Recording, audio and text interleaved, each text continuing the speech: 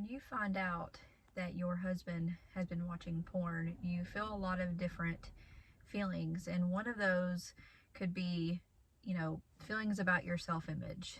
Like, why am I not good enough? Why wasn't I good enough for him? You could be, looking at yourself, and it magnifies all your flaws that you look at when you look at in the mirror, and you see things that didn't bother you before, but now that you're pointing everything out about yourself and comparing yourself to other women, you're going to feel, those self-image issues. And so in this video, we're going to talk a little bit about that and what you can do to overcome some of those feelings, and then how we can help you with that as well. Now, one thing to just note is that a lot of guys who are watching porn and things like that, they don't even think deep enough to realize that this would be an issue for you as their spouse. And so when you're going into it, just know that they objectify women. Right. And it's not necessarily about, they're not seeing the emotions and how it makes you feel. They're just consuming. Okay. So looking at what you can do to help yourself with this, we're going to say what the wife can do and what the husband can do. Okay. Now, as the wife, you have to realize that you need to focus on yourself. You cannot be in control of what your husband does. And so you have to realize that you are a beautiful person. You are made in the image of God, and that there is power and beauty in that itself. Okay. So you cannot dwell on what you think he thinks about you, right, or what you're thinking about yourself now.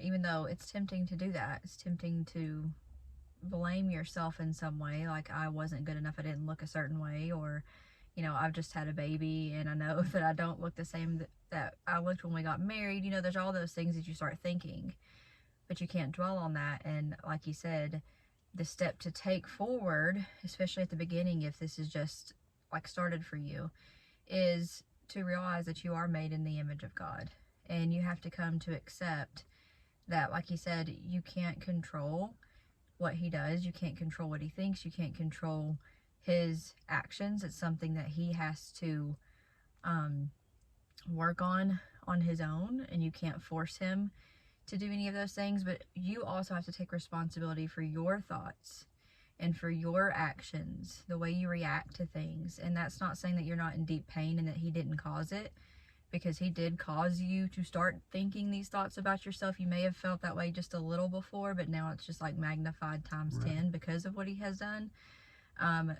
And so, yes, he did cause this, but we still take responsibility for what we think of ourselves, and how, God has given us what to think about ourselves and what we should think about. Like, I think it's Philippians 4:8, something like that, where you're supposed to think on whatever is lovely and noble and pure and all of those things. And so that applies here in this situation as well. And so if you can shift your thinking to that about yourself, anytime you feel tempted to think badly of yourself, change those thoughts to know, I'm going to rebuke those thoughts. I don't want to think badly about myself. No matter how I'm feeling in this moment, I am going to look at God's word and see what he says I should think, and I'm going to think that way. Now, for the guys, one thing to think about, or to just know, is that as you've watched porn for most likely years or decades, that essentially your brain is pushing all other emotions to the side and saying these emotions are not important. Now, that's been shown in multiple studies, just showing how the brain lights up for certain emotions, and then the whenever you do watch porn, that it relates differently. It shows up as more powerful.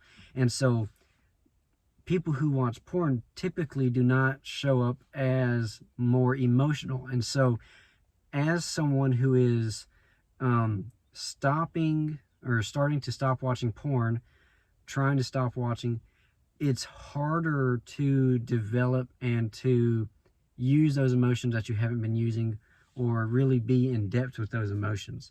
And why I'm saying that is because now you have to do that while you're talking to your wife, and you're affirming her and helping her along in her healing. Yes. Whenever you've not had empathy. Right. And it's, yeah. It's just because your brain is so wired to be selfish, really. Yeah, to want that release and to want the chemicals that are attached to that it pushes everything else to the side and says these things aren't as important. So it's rewiring the brain to be like, no, I have to be empathetic when I talk to her. I have to realize what she's feeling, because we don't understand, as women, we don't understand how he's thinking, because we can't, because we don't think that way. We're not the ones who have been trained over years and decades to think a certain way. We've rewired our brains to do that.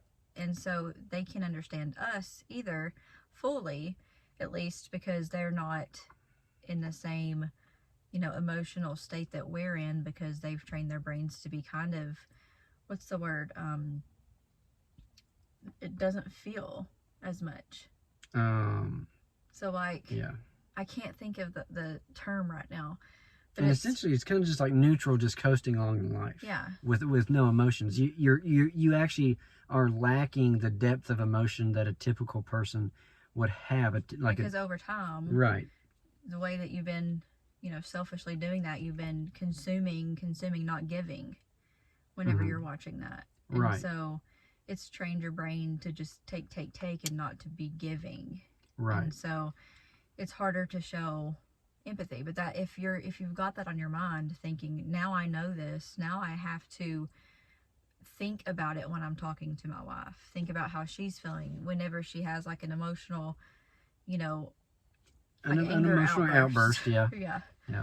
Then I have to have that empathy with her, because I can't understand why she's so angry and hurt, but like I can't feel that, but I can have empathy and realize that it's because she's different. Her brain is different. It's kind of like you can't, like I couldn't feel how Sierra felt whenever she was upset with me over these things, but I knew clearly that I upset her, and it was my job to make her feel better. So even though I couldn't feel how she felt or relate or have empathy for her, I knew that it was my fault. And it's not like it hasn't been, scientifically proven outside of just religion about like betrayal trauma, and how when you betray someone, it causes real trauma and real, emotional things that happen. And so it's normal. So if you are having like these emotional outbursts and stuff, that is normal. Now we still get to take responsibility for how we react, and if we're going to act, sin in our anger and stuff like that. But it is a normal thing to have these like emotional feelings and stuff. Now, just because you hit on trauma, we're going to get to what the guy needs to do in just a second. But just because you hit on trauma, I do want to just mention that trauma can be connected to it. There, you could have multiple traumas, and I'm not trying to say that you're a broken person or this broke you or anything, but you could have trauma from just the discovery of it. You could have trauma from people in it. You could have trauma from what he did, from who he did it with.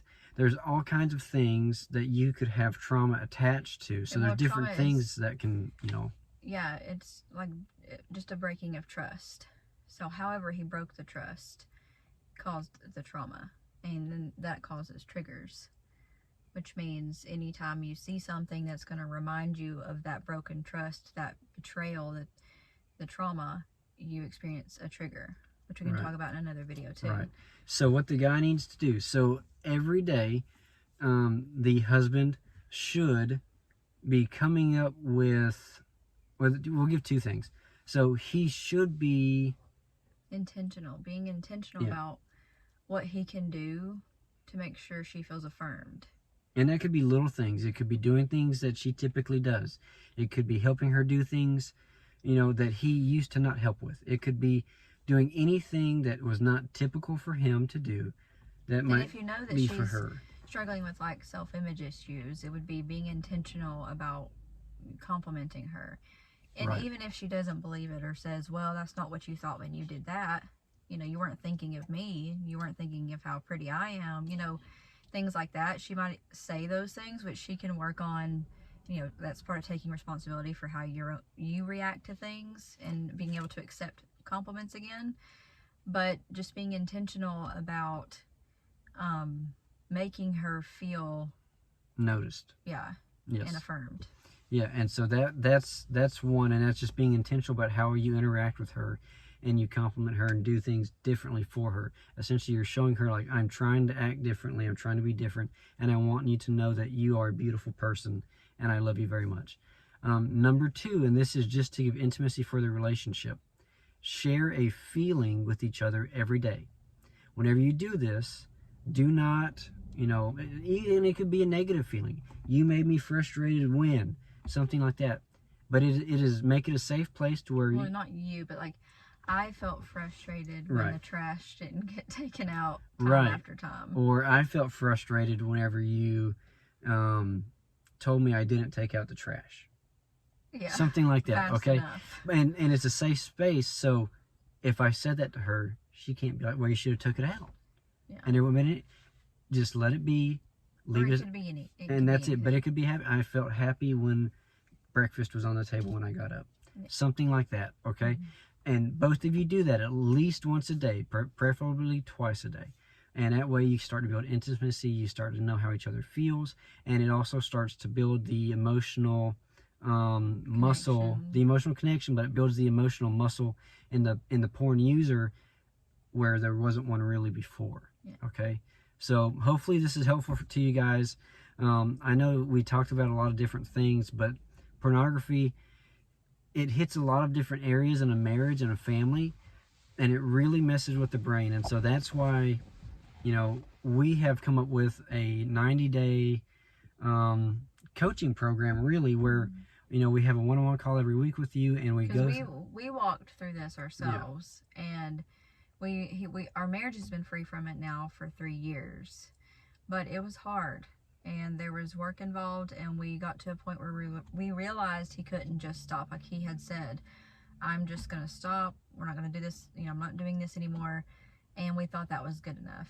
And so after we realized that wasn't good enough, and we had like another discovery day where we found out he was still, I found out that he had looked at that again, then we had to figure out this is not working. And so like, what actually works? What is going to make it to where we don't have to have this conversation over and over again, where we don't have to be, constantly arguing because I can't trust him. How do we rebuild trust? We had all of those things that we had to go through, and we had to work on those every single day. So we came up essentially with systems of how can we implement this every day and it not take up all of our time, all of our thoughts, and be able to, actually experience the healing that we want our marriage to have and the healing in his brain. Because the more you dig into what it does to the brain, the more you realize it's more than just, well, I'm going to stop. It's deep, it has deeply affected the brain as well. And so that might be why you feel like, why can't I just stop? If you have that question yourself, like, I don't understand why I can't stop. And really that comes back to, like we had, I said I was just going to stop. I stopped for a while, and then I went back to it. And so the question is, why did I do this to make my wife upset again? Yeah. And that's just the biggest question. That's because there's so much going on in your brain about it that you can't do it that way. You have to have, like she said, techniques and action steps, systems that you put in place every day to help you to stop watching it. Right, which is why we did create this program, because we've taken several trainings on this now. We realize we really have got to help people with this. And so with this 90-day program, we're going to coach you through all of these things. We've come up with 6 steps. There's more to that eventually, but the initial first 6 steps that you really have got to start working on to, rebuild trust, to just be able to even have a conversation, that doesn't even, go off on the topic of pee anymore. All of those things, and we coach you through that. So once a week, we meet with you for an hour. I meet with the wives, and Canyon meets with the husbands. And you get our full attention for that entire hour, and we're going to work through those steps with you. Any kind of roadblocks you have, we'll work through that with you. But also, the one thing that I really like about it is it takes the responsibility off of us as wives to hold our husbands accountable. Because if we take on that responsibility, it's going to delay our healing, because there's lots of things that go on with him that we don't need to know. And it's not some secretive thing where he's keeping secrets from us again and we can't trust him and all of that. But men make men, and so there's that factor to it. But also, you need to work on yourself and your own healing, and you can't do that while you're worried about everything he does, while you're arguing again because he, dropped the ball. Like, he's not doing what he's supposed to do. So also, he's going to give your husband accountability, and it's coming from another man who's been there. So it's going to, your husband's going to receive it better when it's coming from a man who's like, listen, if you don't do this, you're not going to get better. Do you really want to get better? And so leaving that responsibility up to Canyon to work through that with your husband. But also, it's just having that person who has been there before. I've been where you're at in your position, walked a very similar path. And so just having that support of someone who gets it, who understands, who's there to listen, not to judge you, not to condemn you, all of those things. And so we offer that at our website. It's renewed-marriage.com, or you can send us an email at info@renewedmarriage.com. Renewed-marriage.com. Oh, sorry, renewed-marriage.com.